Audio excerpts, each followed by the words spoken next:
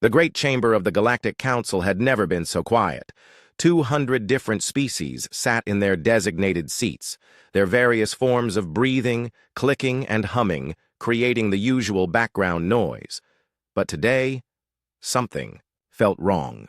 The air itself seemed heavy with worry. Admiral Kim Day stood near the human section, his gray uniform crisp despite the early morning hour. He had been defending the galaxy for 30 years, and his weathered face showed every battle. Next to him, Dr. Park Sumi checked her datapad one more time. The information it contained would change everything. At the center of the massive circular room, Ambassador Han Nara walked toward the speaking platform. Her footsteps echoed in the unusual silence. Every alien eye, sensor, and optical organ focused on her. For 200 years, when the galaxy faced trouble, everyone looked to the humans. Today would be no different, except for one thing. Trouble was about to begin. Han Nara reached the platform and looked around the chamber. She saw the crystal-like ethereals, their bodies reflecting light in beautiful patterns. The insect-like Zephyrians clicked their mandibles nervously. The water-breathing deep sworn bubbled in their tanks, confused by the tension. Dozens of other species waited. "Honored members of the Galactic Council," Han Nara began, her voice carrying clearly through the translation systems. "I stand before you today with an announcement that will affect every world, every system, and every life in our galaxy." The ethereal representative, crystalline song of truth, chimed in harmony. "Surely the humans have found a solution to the Vorthak problem." "You always do." Han Nara's expression did not change. "The Vorthak Empire is not why I am here today." A wave of confusion rippled through the chamber. If not the Vorthak, then what? For weeks, the aggressive military species from the Outer Rim had been expanding toward core worlds. 3 systems had already fallen. Everyone expected the humans to present a battle plan, as they always did. Dr. Park Sumi stood and activated her holographic display. Images filled the air above the chamber. Medical records, DNA samples, laboratory equipment, alien scientists working over human tissue samples. "For the past 50 years, Dr. Park Sumi said, several species represented in this chamber have been secretly collecting human genetic material, blood samples from our wounded soldiers, tissue from our dead, brain matter from our casualties." The chamber erupted. Angry sounds in hundreds of languages filled the air. Some species protested their innocence. Others demanded proof. A few remained suspiciously silent. Dr. Park Sumi continued, her voice cutting through the noise. "You believed that human adaptability could be copied, that our problem-solving abilities could be replicated in a laboratory, that you could harvest what makes us human and use it for yourselves." The Zephyrian Queen Mother's translator spoke. "These are serious accusations. Do you have evidence?" More images appeared in the hologram. Laboratory reports with Zephyrian symbols, ethereal research facilities, even deep-sworn underwater laboratories. The evidence was overwhelming. Admiral Kim Day stepped forward. "We found research facilities on 14 different worlds, 12 species involved, some of our closest allies among them." The deep-sworn representative, current runs deep, bubbled frantically.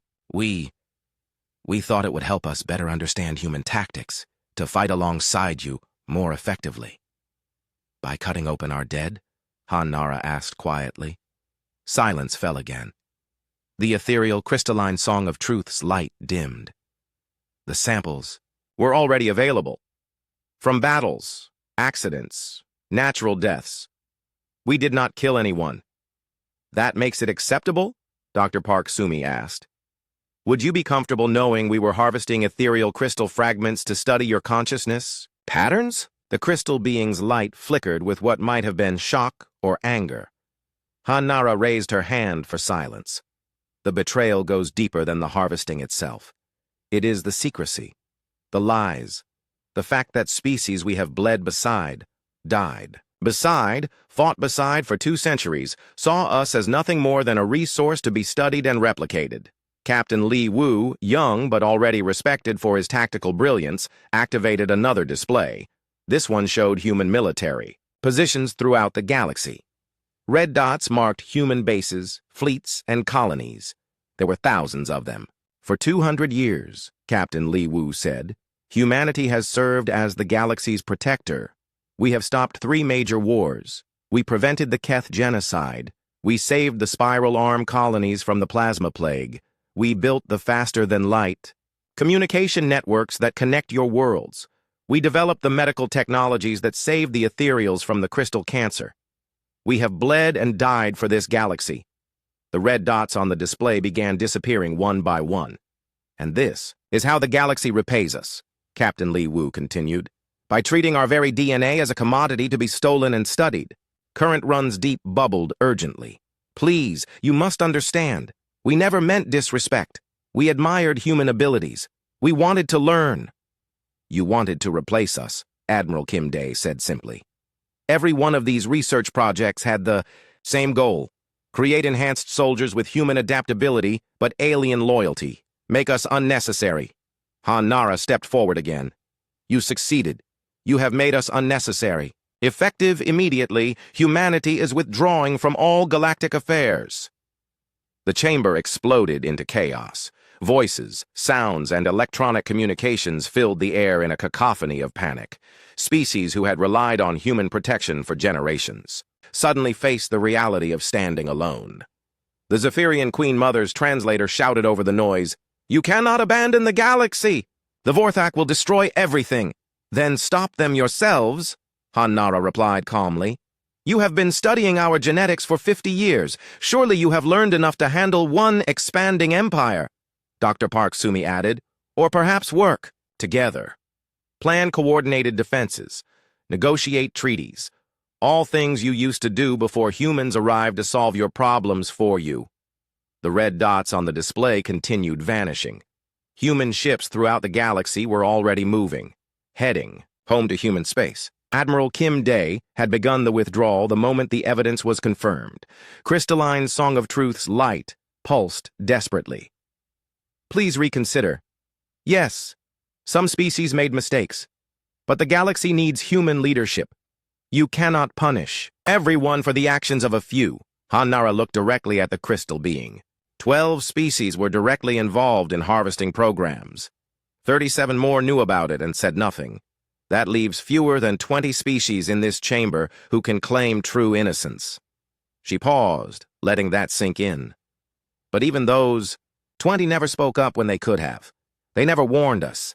They watched their neighbors treat humans as laboratory specimens and remained silent. Current Runs Deep's bubbling became frantic.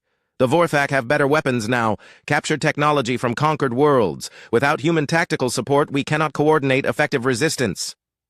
"Should have thought of that before betraying. Your tactical coordinators," Captain Li Wu said. The display showed the last human fleet crossing into human territory. As it did, a barrier appeared. A quantum energy field that sealed human space from the rest of the galaxy.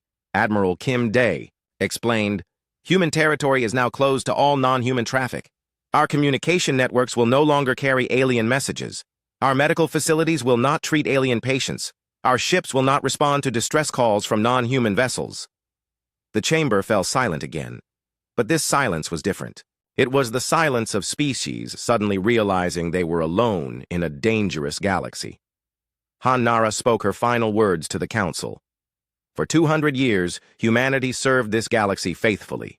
We asked for nothing but respect and cooperation in return. Instead, you gave us betrayal and exploitation. You treated us as resources instead of partners. Now you will learn what the galaxy looks like without human protection." She turned and walked toward the exit. Dr. Park Sumi, Admiral Kim Day, and Captain Li Wu followed. Their footsteps echoed in the silent chamber. As the humans reached the door, the deep-sworn Current Runs Deep called out desperately, "Please, we can fix this! We can destroy the research! We can make amends!" Han Nara paused but did not turn around. "The damage is done. The trust is broken. Good luck with the Vorthak Empire." The door sealed behind the departing humans with a sound like finality itself. In the chamber, 200 species sat in stunned silence, suddenly understanding that they were about to face their greatest crisis without the protectors they had taken for granted for 2 centuries. Outside, the last human transport lifted, off from the council world, carrying the final diplomatic staff back to human space. Behind the quantum barriers, 47 human systems continued their lives, but they no longer looked outward to the galaxy. For the first time in 200 years, the rest of the galaxy was on its own. 6 months had passed since the humans sealed their borders and disappeared from galactic affairs. General Song Tae stood in the command center deep inside human space, watching holographic displays that showed the galaxy beyond their quantum barriers. The monitoring systems worked perfectly. Humanity could see everything happening in council space, but remained completely invisible to outside observation. "Show me the ethereal Zephyrian dispute again," General Song Tae said to his aide, Engineer Choi Bin. The display changed to show 2 star systems on the edge of what used to be neutral space. Ships from both species faced each other across empty space, weapons powered but not yet firing. It had been this way for 3 weeks. Engineer Choi Bin pulled up the relevant files. The trade agreement humans negotiated between them expired last month. Neither side wants to back down on the new terms. The Ethereals want exclusive mining rights to the crystal deposits on Kepler 442b. The Zephyrians claim the planet because their colony ships reached the system first. "And without human mediators?" General Song Tae asked. "They just keep threatening each other. No one wants to make the first move, but no one wants to compromise either." General Song Tae nodded grimly. It was the same story everywhere. For 2 centuries, when species disagreed, humans had stepped in to find solutions that worked for everyone. Now, without that option, old conflicts were awakening like sleeping monsters. On another screen, Captain Li Wu analyzed military movements across the galaxy. His promotion to admiral had come quickly after the withdrawal, and his young face now carried the weight of protecting all of human space. "The Vorthak are moving faster than we expected," Admiral Li Wu reported. 3 more systems fell this week. The Spiral Arm Defense Coalition tried to stop them at Rigel 7, but their ships had no coordination. Each species used different tactics. The Vorthak cut them apart. The display showed the battle aftermath. Debris from dozens of different ship designs floated in space. Each species had fought bravely, but they had fought separately. The Vorthak, unified under one command, had overwhelmed them easily. Counselor Yim Hai, who used to be humanity's liaison with the other species, studied reports from across the galaxy. The economic situation is getting worse. The FTL communication network is starting to fail. The Deep Sworn tried to maintain the relay stations in Sector 7, but they don't understand the quantum resonance calculations. She pulled up another report. Trade routes are collapsing. The automated cargo systems humans built required regular updates and maintenance. Without that, shipping costs have increased by 300% in some regions. General Song Tae watched it all with a mixture of sadness and anger. "Any word from the council?" "They send messages to our border every day," Counselor Yim Hai replied. "Asking for help, begging for mediation, offering to negotiate. Current Runs Deep sent a particularly desperate message yesterday about Vorthak ships near Deep Sworn space." "What did the message say?" "Please help us. We were wrong. The children are afraid." The command center fell quiet. Even after the betrayal, it was hard to watch species that had been allies for generations suffer and die. Engineer Choi Bin broke the silence. "The quantum barriers are holding perfectly. No one outside can detect our ships, our communications, or even our existence. As far as the galaxy knows, human space is just empty void now."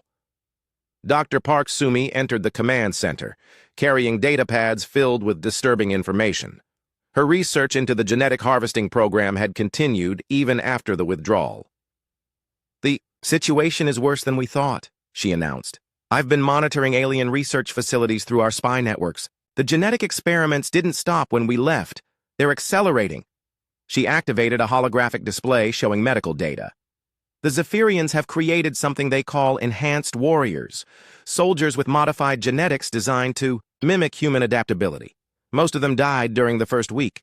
The survivors are wrong." The display showed images that made everyone in the room uncomfortable. Creatures that might once have been Zephyrians, but twisted into forms that looked painful to exist in. The Ethereals have been trying to grow hybrid crystals that combine their consciousness abilities with human neural patterns. The results have been driving their test subjects insane. More images appeared. Crystal beings whose light flickered chaotically, their harmonious songs replaced by screaming static. Admiral Li Wu clenched his fists. They're still treating us like laboratory specimens even after we left. It gets worse, Dr. Park Sumi continued. 3 species have been trading human genetic material between their research programs. The Keth, the Spiral Arm Collective, and even some factions among the Deep Sworn. They're sharing our DNA like it's a commodity. General Song Tai's expression darkened. Any success in their experiments? None that would matter in combat. But they've created dozens of failed abominations. Creatures that can't survive but won't. Die quickly. The suffering they've caused in their laboratories is... Dr. Park Sumi paused, searching for words. It's monstrous. A new alarm sounded in the command center. Engineer Choi Bin checked the displays quickly. Major battle in the Bin Altair system. The Vorthak just engaged a combined ethereal deep-sworn fleet. The holographic display shifted to show the distant battle. The Alien Alliance had more ships, but the Vorthak had better coordination. Worse, the Vorthak ships were using new weapons that no one in the command center recognized. Admiral Li Wu studied the enemy tactics. Those aren't standard Vorthak weapons signatures. Where did they get those energy cannons? From the species they conquered, Counselor Yim Hai realized. They're adapting alien technology into their own systems. Every world they take makes them stronger. The battle was brutal and short. The ethereal crystal ships, beautiful but fragile, shattered under concentrated fire. The deep-sworn vessels, designed for underwater combat, couldn't match the Vorthak. Speed in space. Within 2 hours, the combined fleet was destroyed. Casualty estimates? General Song Tai asked quietly. 40,000 ethereals, 25,000 deep-sworn, complete loss of both fleets. The numbers hung in the air like a weight. In the old days, human tactical advisors would have planned that battle. Human coordination would have made the alliance effective. Human technology would have given them an edge. Engineer Choi Bin pulled up another display. The Deep-Sworn are sending more messages to our border. This time, it's not just current runs deep. It's their entire flowing council. What do they want? They're offering full access to their remaining genetic research. They want to turn over every sample, every experiment, every piece of human material they have, in exchange for protection. General Song Tai considered this. And the others? The ethereals are offering to share their consciousness technology. The Spiral Arm Collective wants to give us 3 star systems. Even some Zephyrian hives are suggesting complete political submission. They're panicking, Admiral Li Wu observed. Dr. Park Sumi added more disturbing information. Our intelligence networks report that several species are considering surrender to the Vorthak rather than fight alone. The Keth have already opened negotiations. This was worse than anyone had expected. The Keth had been among the founding members of the Galactic Council. They had fought against tyranny for 1,000 years. Now they were ready to surrender after 6 months without human support. Counselor Yim Hai pulled up casualty reports from across the galaxy. It's not just the Vorthak. Without human medical support, the plasma plague has returned to the outer colonies. The crystal cancer is spreading among ethereal populations again. 3 different species are facing food shortages because the agricultural systems humans designed are failing. She paused, looking at the numbers. Conservative estimates suggest that 5 million beings have died from preventable causes in the last 6 months. Diseases we cured, famines we prevented, conflicts we stopped. The command center fell silent again. The moral weight of watching a galaxy collapse was heavier than any of them had expected. General Song Tai made a decision. Increase monitoring of all major population centers. I want to know immediately if any species faces extinction-level threats. Are we considering intervention? Engineer Choi Bin asked. No, but I want to know what we're watching die. Admiral Li Wu received another alert. The Vorthak just declared the former Council homeworld a military target. They're moving their main battle fleet toward the Galactic Center. This was the ultimate symbol of galactic unity. The world where the Council had met for 1,000 years, where every species had worked together to build something better. Now it would become another Vorthak conquest. Dr. Park Sumi looked at the intelligence reports one more time. The genetic experiments are accelerating. They think if they can crack human adaptability, they can fight the Vorthak effectively. Can they? Counselor Yim-Hai asked. Not even close. They don't understand that human adaptability isn't just genetic. It's cultural, psychological, educational. You can't replicate 200,000 years of human evolution in a laboratory. On the main display, another species sent surrender terms to the Vorthak Empire. The Radial Confederation, once proud and independent, was offering complete submission. In exchange for survival, General Songtai watched it all with grim satisfaction. 2 years had passed since humanity disappeared behind their quantum barriers. Captain Ko Jin piloted his stealth scout ship through the ruins of what used to be the Kepler Station, one of the galaxy's busiest trade hubs. Now it was nothing but twisted metal and frozen corpses floating in space. Record everything, Captain Ko Jin told his crew. Command needs to see this. The station had housed 12 million beings from 40 different species. Now it was a graveyard. The Vorthak had attacked it 6 months ago, but they hadn't even bothered to strip it for resources. They just destroyed it and moved on. Dr. Naim Yeon, the psychologist assigned to study the galactic collapse, reviewed her notes as they flew past the wreckage. This is the 15th major population center we've found destroyed. The Vorthak aren't even trying to conquer anymore. They're just killing. Commander Ryu Hana's voice came over the communication system from human space. Ko Jin, what's your status? Finishing survey of Sector 12, Captain Ko Jin replied. It's worse than the report suggested. Entire systems are just empty.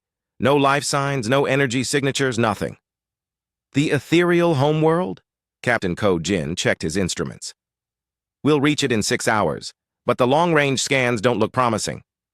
Behind them, human space remained completely sealed. The quantum barriers had held perfectly for 2 years. No alien ship, no alien message, no alien probe could penetrate the defense. As far as the galaxy was concerned, human territory was just empty space now. But inside those barriers, humanity watched everything. Dr. Nam Yeon had compiled reports that painted a picture of complete civilizational collapse. The psychological breakdown is total, she explained to Captain Ko Jin as they traveled. Species that had relied on human leadership for 2 centuries simply can't function independently. They've forgotten how to solve their own problems. She pulled up data on her portable display. The Zephyrian hives have fragmented into civil war. Without human mediation, different hive queens couldn't agree on resource allocation. They're literally eating each other now, Captain Ko Jin grimaced. The Zephyrians had been one of the galaxy's most organized species when humans first made contact. Now they were destroying themselves. The Deep Sworn are worse, Dr. Nam Yeon continued.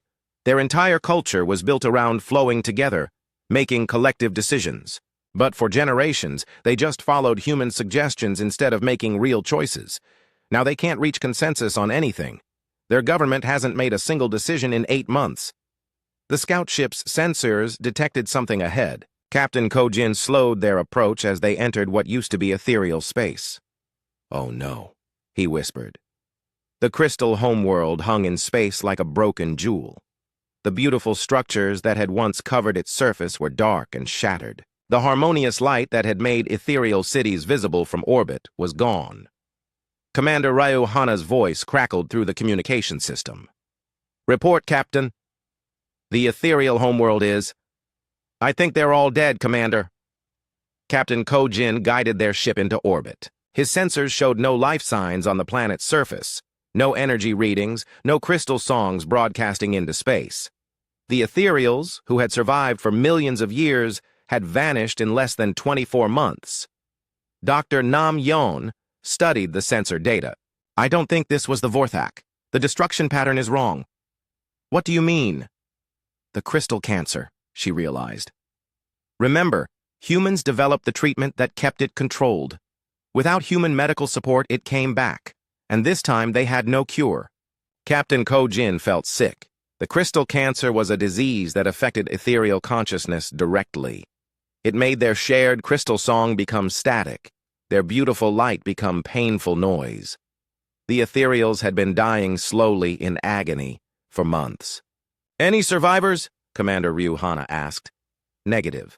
The planet is sterile. The entire species is extinct. Silence filled the communication channel. The Ethereals had been among the oldest members of the Galactic Council. Their wisdom and beauty had inspired countless other species. Now they were gone forever. Captain Ko Jin received new orders. Proceed to the former Council homeworld. Intelligence reports suggest the Vorthak have established their new capital there. The journey to the Galactic Center took 3 days. Along the way, Captain Ko Jin's scout ship passed through system after system that showed the same story. Dead worlds, abandoned stations, ships drifting powerless through space. How many species have gone extinct? Captain Ko Jin asked Dr. Nam Yeon. She checked her files. Confirmed extinct. The Ethereals, the Radial Confederation, and the Keth. Probably extinct.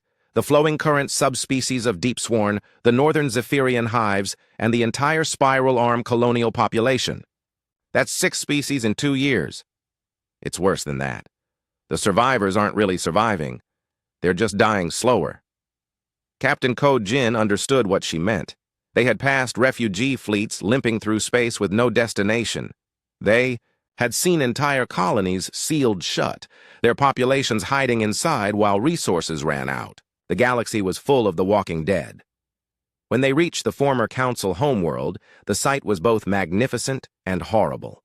The Vorthak had built a massive military complex where the Council chambers used to stand. Thousands of warships filled the orbital space. The planet's surface crawled with construction projects and weapons facilities. They're using the entire planet as a shipyard, Captain Ko Jin observed. Look at the production rate. They're building more ships in a month than most species built in a year. Dr. Nam Yeon studied the enemy formations. Count the different ship designs. They're not just building Vorthak vessels anymore. She was right. The fleet contained ship types from dozens of conquered species, all modified with Vorthak weapons and armor. Every world they destroyed gave them new technologies to steal. Commander Ryu Hana contacted them with urgent news. Intelligence reports from our deep cover agents. The Vorthak have successfully incorporated technology from 47 different species into their military systems. Their ships now use ethereal crystal focusing arrays, deep sworn hydro-pressure weapons, and Zephyrian swarm coordination networks. Captain Ko Jin felt a chill. They're becoming stronger with every conquest. It gets worse. They've discovered some of the genetic research facilities, the ones where alien species were experimenting with human DNA. Dr. Nam Yeon looked up sharply. What did they find? Everything. Complete genetic profiles, research notes, experimental subjects. The Vorthak now have access to the same human genetic material that other species were trying to weaponize. This changed everything. The genetic experiments had been disasters for the other species because they didn't understand what they were doing. But the Vorthak were different. They were systematic, organized, and completely ruthless. Captain Ko Jin received priority communication from General Song Tai back in human space. Captain, return immediately. We've detected massive Vorthak fleet movements toward our border. Understood, General. Beginning return journey now. As their scout ship headed home, Dr. Nam Yeon compiled her final report on the galactic situation. Estimated total casualties: 800 million beings dead from war, disease, and starvation. 43 major population centers destroyed. Economic infrastructure completely collapsed. 6 species extinct, 12 more facing extinction within the next year. She paused, looking at the numbers. The Vorthak Empire now controls approximately 40% of the galaxy. They have absorbed the military resources of every species they've conquered. Their fleet is larger than the entire Galactic Defense Force ever was. Captain Ko Jin understood the implications. And they're coming for us next. They have to. The Vorthak have consumed so much of the galaxy that they're facing resource depletion. They need new systems to conquer, new populations to enslave, new technologies to steal. Human space represents the richest prize left in the galaxy. Back in human space, Commander Ryu Hana presented the scout team's findings to the military leadership. Admiral Li Wu studied the data with growing concern. The Vorthak aren't just another conquering empire, he realized. They're a galactic plague. They consume everything they touch and use it to grow stronger. General Song Tae nodded grimly. And now they have human genetic material to experiment with. plus technologies from every species they've destroyed. Dr. Park Sumi entered the briefing room with her own disturbing news. I've analyzed the genetic research data that our agents recovered. The other species created dozens of failed experiments, but the Vorthak won't make the same mistakes. They're methodical, patient. They'll figure out how to weaponize human adaptability.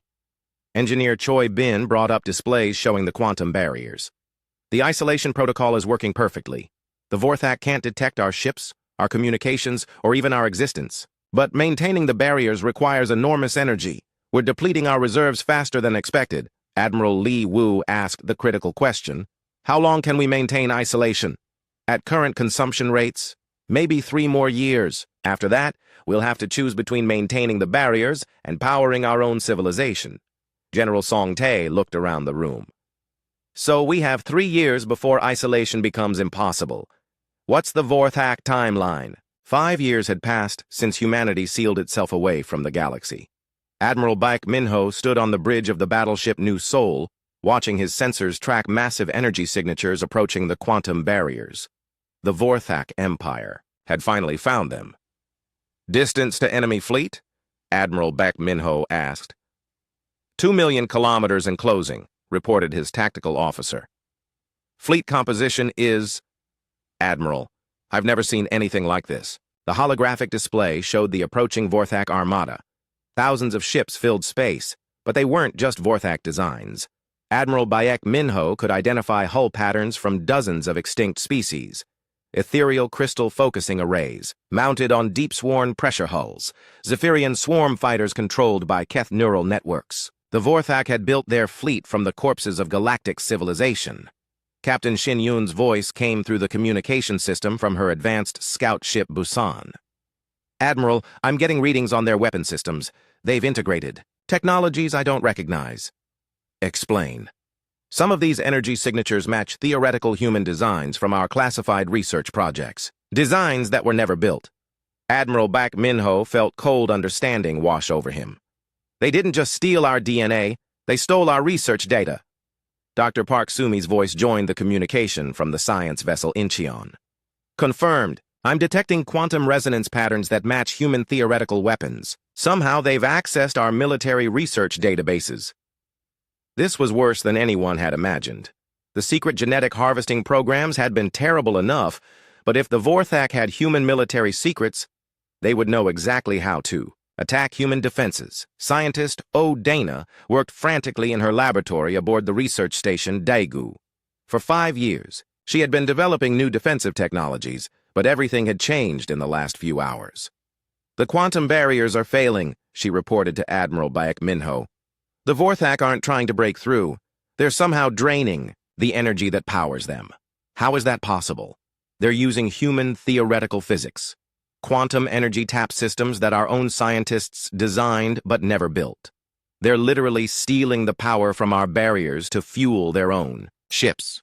Admiral Baek Minho realized they were facing an enemy that knew their secrets better than they knew themselves. Time until barrier collapse? 6 hours at current drain rate. On the surface of the human homeworld, General Song Tae coordinated planetary defenses while studying intelligence reports that painted a grim picture. The Vorthak Empire now controlled 70% of the galaxy. The remaining alien species existed only as scattered refugees or enslaved populations in Vorthak labor camps. Engineer Choi Bin brought him the most disturbing news. We've analyzed the genetic experiments the Vorthak have been conducting. They succeeded where the other species failed. What do you mean? They've created stable human-alien hybrids. Vorthak soldiers with human adaptability, but completely loyal to their empire. Early reports suggest these enhanced troops are extremely effective in combat. General Song Tae studied the classified reports. The images showed creatures that looked like Vorthak warriors, but moved with human-like flexibility and problem-solving capabilities. The worst fears about the genetic harvesting had come true. Captain Shin Yun's scout ship, Busan, moved closer to the Vorthak fleet, using stealth technology to avoid detection. What she saw made her stomach turn. Admiral, you need to see this, she transmitted. They're not just using stolen human genetics for soldiers, they're using them for everything. The holographic display showed the interior of a Vorthak command ship. The crew moved with coordinated efficiency that looked disturbingly familiar.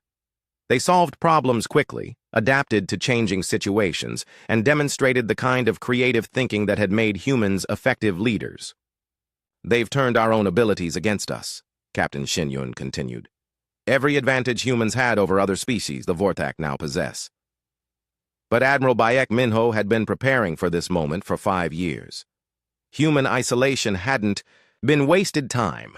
While the galaxy tore itself apart, humanity had focused all their resources on advancement and defense. "All ships, prepare for combat," Admiral Bayek Minho ordered. "Remember, we're not fighting the same Vorthak that left human space 5 years ago. They've evolved into something much more dangerous." The first Vorthak ships crossed the failing barrier boundary. Captain Shin-Yun's Busan opened fire with weapons that had never been used in combat before. The energy beam struck a Vorthak cruiser and something impossible happened. The enemy ship simply stopped existing. Not destroyed, not exploded. It was just gone. "What was that?" Admiral Bayek Minho demanded. Scientist O'Dana's excited voice came over the communication system. "Quantum deletion beam. It removes matter from this reality entirely." 5 years of theoretical research finally put to practical use. But the Vorthak adapted quickly. Their fleet changed formation, ships spreading out to minimize the effect of the deletion beams. Worse, they began returning fire with weapons that seemed to bend space itself. "They're using human space-time manipulation theories," Dr. Park Sumi reported as her ship shook under enemy fire. "But they've improved them somehow." The battle that followed was unlike anything in galactic history. Human ships used technology that violated basic physics, creating localized reality zones where Vorthak weapons couldn't function.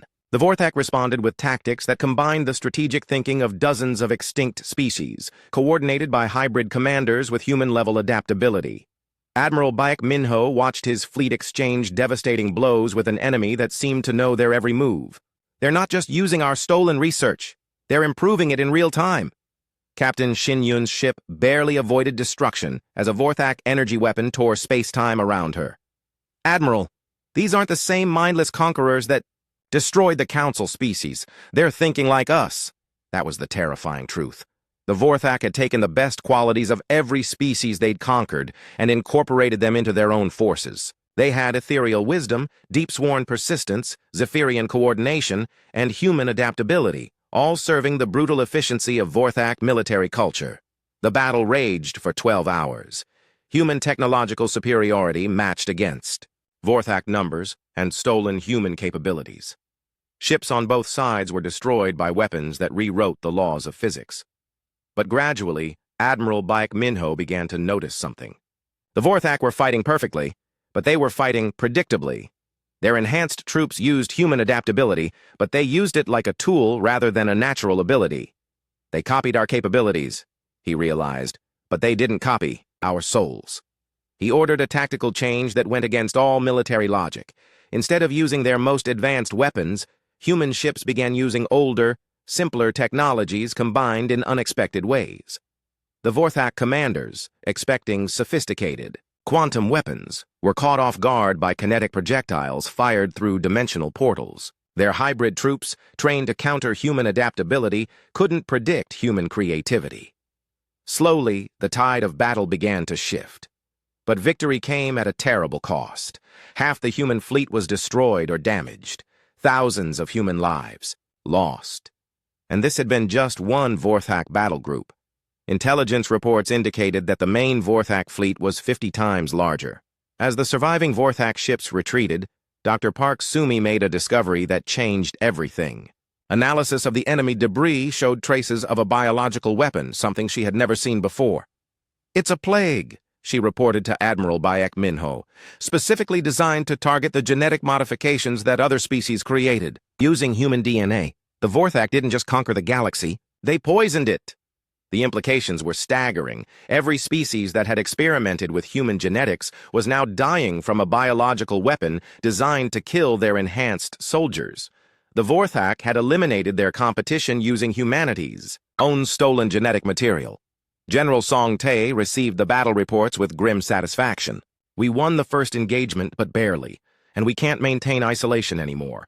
The barriers are failing, and we don't have the energy to restore them. Engineer Choi Bin presented the strategic analysis. The Vorthak will return with a much larger fleet. Our defensive capabilities are impressive, but we're still outnumbered 100 to 1. Scientist O'Dana offered one possibility.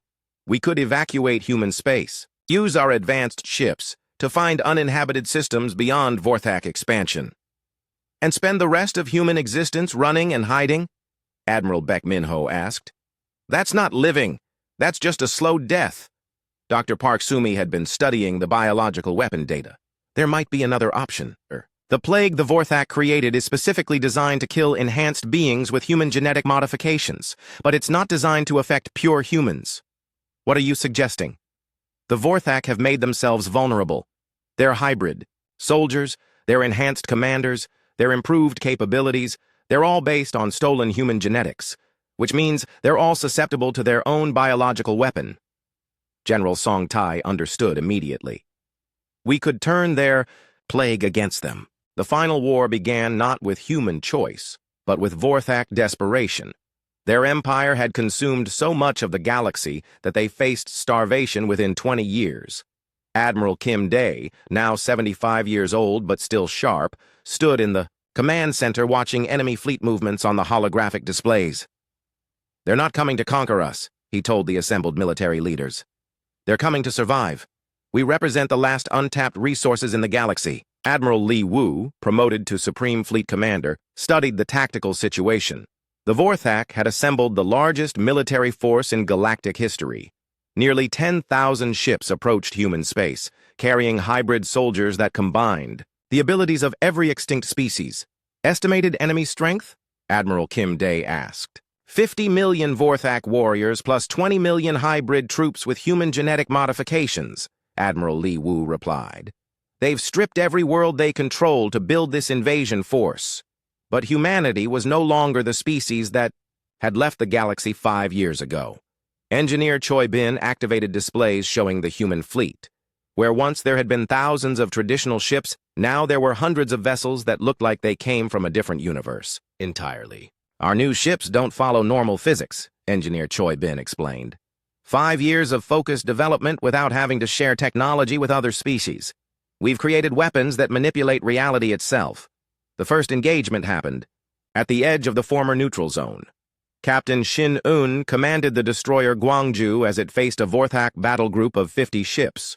Remember, she told her crew, these aren't the mindless conquerors that destroyed the council species. They think like us now, but they don't feel like us. The Gwangju fired its main weapon, something called a reality displacement cannon. The beam struck the lead Vorthak ship, and the vessel simply ceased to exist, not just destroyed but erased from history itself. The Vorthak fleet adapted immediately, spreading formation and returning fire with weapons taken from a dozen extinct civilizations. But something was wrong with their response. Their tactics were perfect, their coordination flawless, but they lacked something essential. They're fighting like machines, Captain Shin-yun realized. Perfect efficiency, no creativity. The hybrid commanders had human adaptability, but they used it like a programmed response rather than natural intuition. They could copy human problem-solving, but they couldn't truly understand human innovation. The battle that followed demonstrated this weakness. When Captain Shin-yun began using nonsensical tactics, firing weapons backwards, sending false surrender signals, even ramming enemy ships with her shields configured as cutting tools, the Vorthak hybrids couldn't adapt. They had learned to counter human logic. They had never learned to counter human madness. Dr. Park Sumi worked frantically in her laboratory aboard the medical ship Daejeon. The biological plague that was killing enhanced beings throughout the galaxy had given her an idea that could change everything. The plague targets any organism with modified human genetics, she reported to Admiral Kim Dae. But I can reverse engineer it. Create a cure that not only heals the infected, but makes them immune to Vorthak biological weapons. How long do you need? 72 hours for the first batch. But I need samples from the surviving alien refugees. This created a strategic problem. The refugees were scattered throughout Vorthak space, hiding on dead worlds or trapped in labor camps. Rescuing them would mean penetrating deep into enemy territory. Admiral Li Wu made the decision that would define the war. We're not just fighting defensively anymore. All ships prepare for deep space operations. We're going into Vorthak territory. The human fleet that emerged from the old borders was unlike anything the galaxy had ever seen. Ships that could phase through solid matter, vessels that existed in multiple dimensions simultaneously, weapons that attacked the past, present, and future of their targets all at once. General Song Tae coordinated the liberation operations from the command ship Seoul. The first target was a Vorthak labor camp on the former ethereal homeworld, where thousands of alien refugees were being forced to work in weapon factories. Remember, he told the assault teams, we're not just rescuing prisoners. We're gathering allies for the final push against the Vorthak homeworld. The assault on the labor camp lasted exactly 7 minutes. Human Marines, using personal reality, shields walked through Vorthak defenses like they didn't exist. Weapons that could freeze time in small areas allowed the rescue teams to evacuate refugees while enemy guards stood motionless. But the real victory came when Dr. Park Sumi's cure was administered to the survivors. Beings that had been dying from the genetic plague suddenly stood up, healthy and strong for the first time in years. Current runs deep. The last surviving member of the deep-sworn Flowing Council bubbled with amazement as the cure restored her strength. You came back for us. After everything we did, you came back.